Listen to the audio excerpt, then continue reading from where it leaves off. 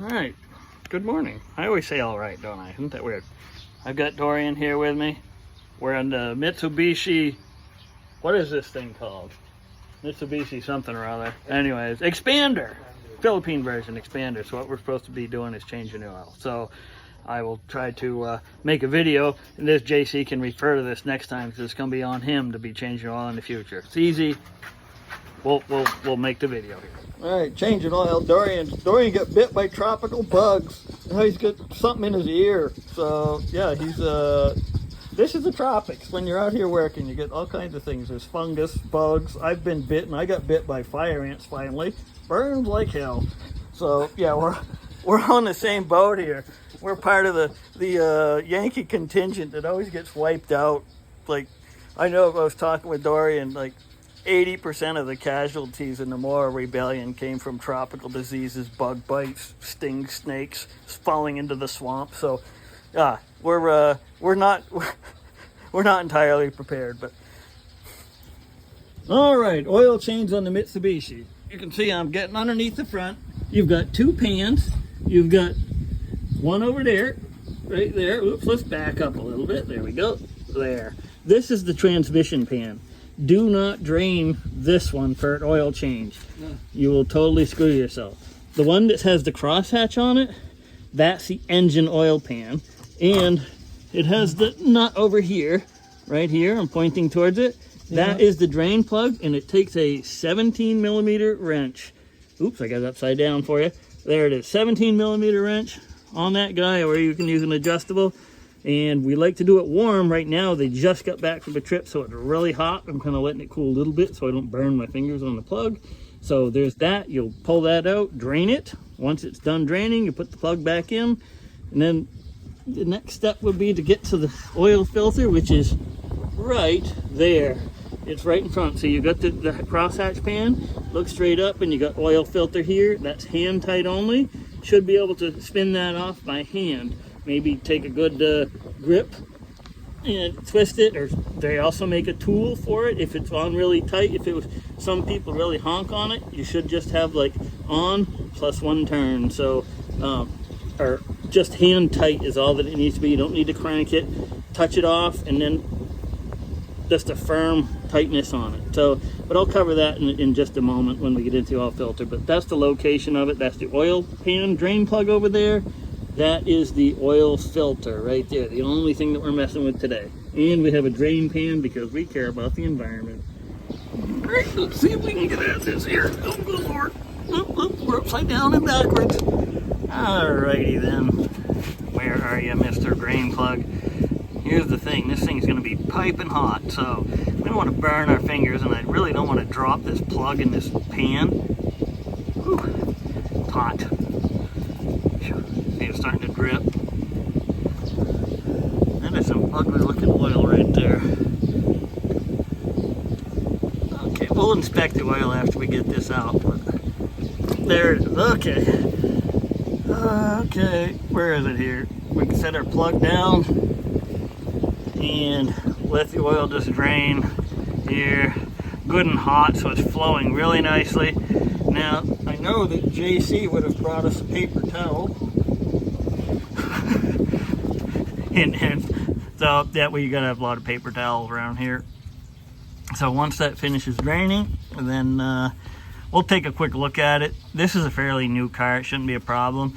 The first couple drops kind of were light colored, and that's actually normal for a tropical environment like that, because what you have is the water can separate out, and it oil floats on water. So if you have any water at all, it goes right to the bottom. One or two drips here. We're in the tropics. It's 100% humidity 100% of the time. So it's either raining or about to rain at all times, even when it's sunny. So a little bit of moisture, not at all a problem. The oil itself on my finger smells good, smells like oil, doesn't have any gasoline-y smell or anything like that in it. So we're pretty confident that this car is in pretty good shape. The oil doesn't look too burned out or anything. So just waiting for him to drip down, and we're out of focus, aren't we here?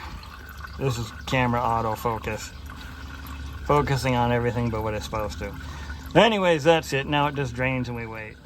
All right, so there's the drain plug. Seems pretty ordinary. The only thing to really look out for here is any cross threads. And notice there's a gasket here, right? This gasket is reusable, but it needs to be there. So as long as it's there, you're good. If it is missing, part store should have one. Just if you take the oil plug in or measure it, that looks like about a 13 millimeter ID gasket.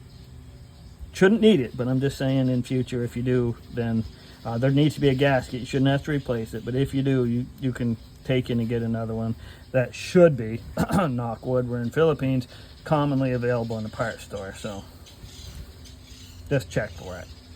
Also make sure the threads are in good shape, everything else. So some of these are magnetic. This one doesn't feel like it's magnetic, but if it is magnetic, you can check for any wear particles or anything on there. So this one does not look magnetic, but it does have the gasket on. It's also pretty much a brand new car. How many miles on this thing? Let's see, there's 1,700. Okay. Or, no, 17,000 maybe? 17,000, You yeah. have 17,000 kilometers? Yeah. Okay, so yeah, this vehicle's second or maybe third oil change? Or is it the Yeah, first it's one? a little bit overdue. Okay, well anyways, the oil on a new car like this, you can get a little bit of extended out of it. I'm pretty sure I got synthetic oil for this thing, so it should last pretty good time. In this environment, I would be, in the US, I would say change it every 7,500 miles, convert that to kilometers, 10,000 kilometers. But in this climate, I might bring that down to like 5,000 miles, so 7,500 kilometers or so. Those are just pulled out of my butt numbers, but a little bit more frequent oil changes because of the heat and the humidity here. But otherwise, I mean, this is a pretty new engine, so not a big deal. All right, so I haven't yet pulled the oil filter, but I am gonna just put this plug in because the oil's pretty well finished draining out. I gotta get on the right spot over here. And where are you, plug? There you are.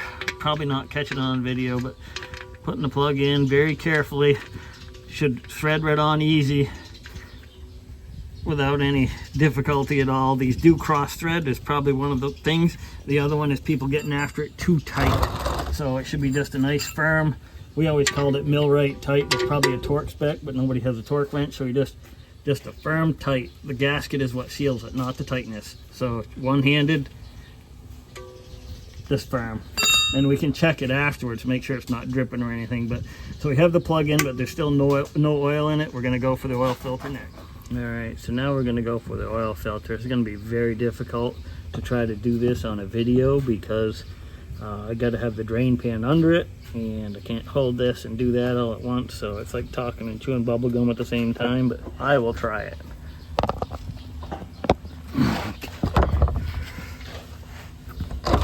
Okay. Oh, good Lord. Oh, man. He got after it. Yep. Way too tight oil filter. They're always worried about leaks, but they cause more problems. Oh, good Lord. All right.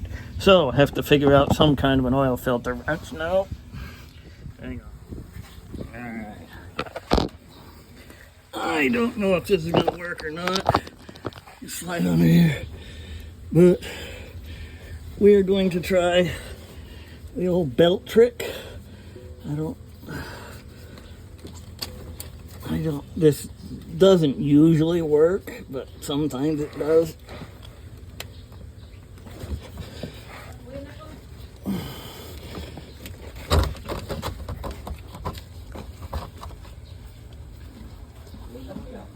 All right.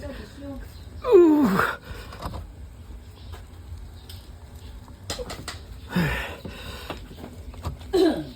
All right, we're getting it. Belt trick actually worked. Oh, no shit. Oops, sorry, I can't swear. No kidding. Whoops. Okay, let's get I gotta get the belt out of here before my belt gets all oily. All right. There we go. All right. Yeah, that's a nice trick. All right. There we go. That one. I used my belt to get this thing out, so. Ooh, hot. Ouch. So now she's just out, so. Oops, sorry about shaking. I'm old. I always have shakes, but getting old and working out in the heat doesn't help the shakes.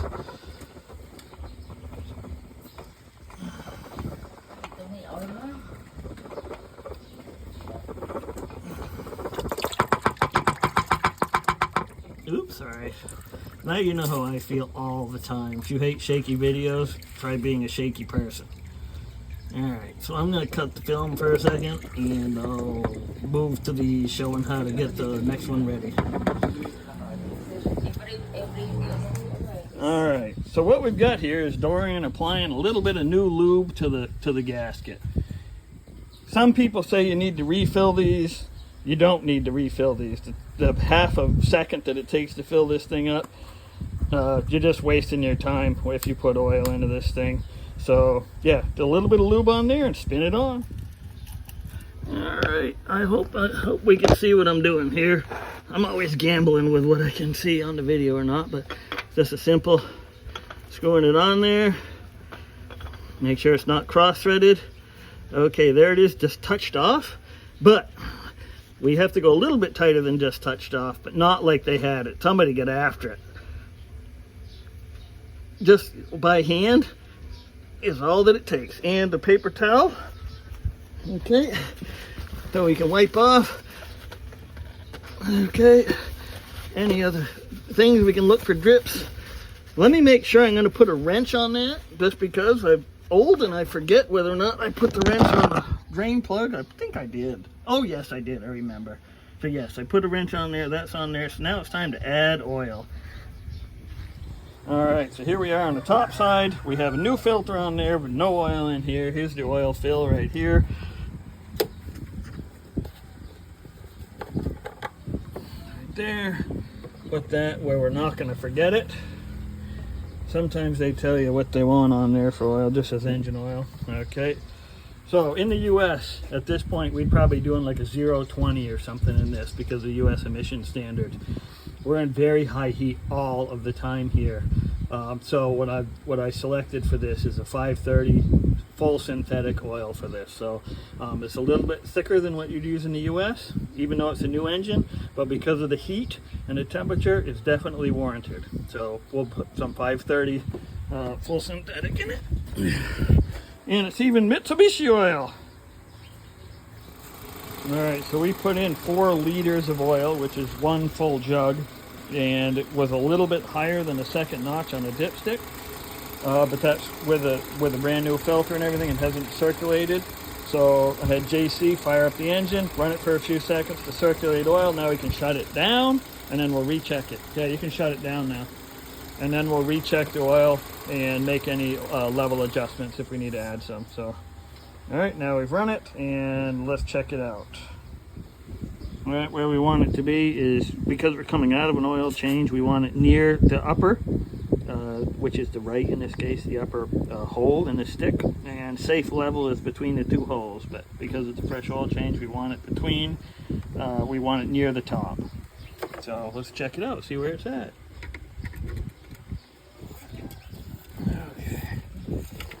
All the way down, pop it out, let's take a peek. And where are we here? Well, we're right at the top. So we're full, it's a hair over, but 4 liters is exactly the right amount. So say 1 jug is a good oil change. So we're good to go.